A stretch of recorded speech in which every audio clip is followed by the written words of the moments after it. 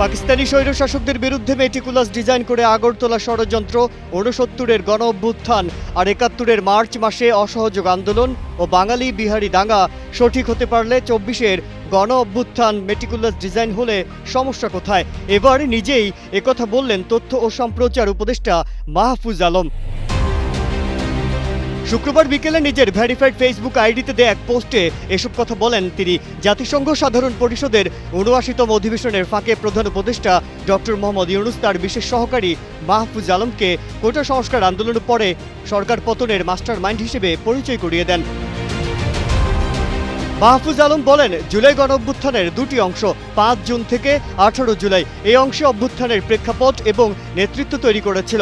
Mona Lisa heavy flow ১৫ piece প্যাকেটের সাথে ৮ পিসের একটি প্যাকেট একদম ফ্রি।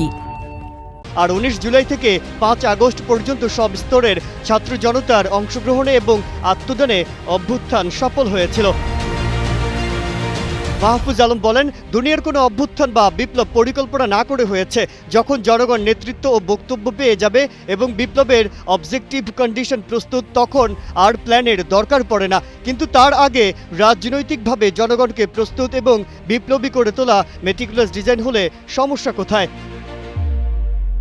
উপদেষ্টা বলেন, ভারতের সঙ্গে ষড়যন্ত্র করে আগরতলা বৈঠক থেকে স্বাধীনতা সংগ্রামের জন্য শেখ মুজিব ও অন্য জাতীয় নেতৃত্বের প্রতি যদি আমাদের শ্রদ্ধা থাকে, তাহলে কোনো বিদেশি শক্তি বা তৃতীয় শক্তির সঙ্গে ষড়যন্ত্র কিংবা সলা পরামর্শ ছাড়াই জনগণের অভ্যুত্থান ঘটিয়ে ফেলার জন্য অভ্যুত্থানের নেতৃবৃন্দ এবং অংশীজনকে কেন গালি শুনতে হবে?